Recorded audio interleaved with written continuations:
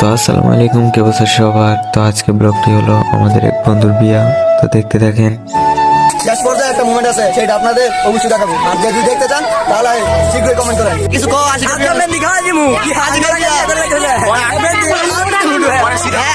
আমার ছোট ভাই কেমন বিয়ে করছে সেটা আমার বিবেকে লাগছে, চিন্তা নাই।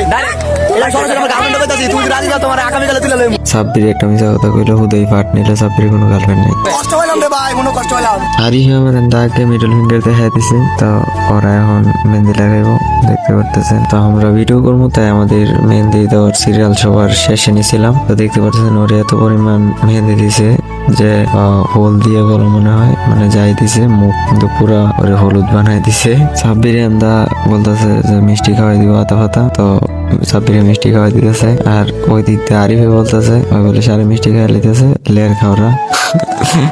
ওই জিনিসটা খুবই হাসি পাইছে। তো আশিককে মিষ্টি খাওয়াইতে খাওয়াইতে ওই দিকটা দেখি মিষ্টির যে ভুল ছিল, মানে যেটার ভিতরে মিষ্টি রাখা হয়েছে, এই ভুলে দিয়ে আর দুইটা মাত্র মিষ্টি রয়েছে।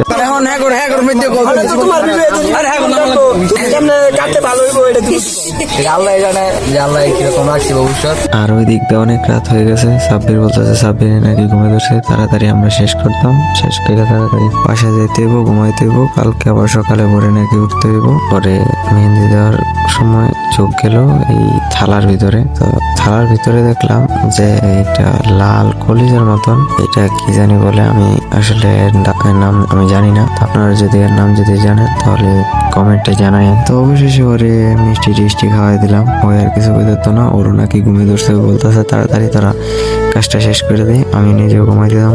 দেখতে পাচ্ছেন থালার ভিতরে কি কি ছিল, তো এটা আপনাদের আবার দেখাই দিলাম। কোনটা কোন মেহেন্দি কি মেহেন্দি কয় আসলে আমি জানি না, কোনটা দিব ওইটাও আমি ভেবে পাইতেছি না। তো অবশেষে একটা থেকে নিলাম। কোনো রকম তো আমার টার্গেট ছিল আমি ওর মেহেন্দিটা খাওয়াই দেবো। তো দেখেন কিভাবে কায়দা করে মেহেন্দি খাওয়ানি হয়।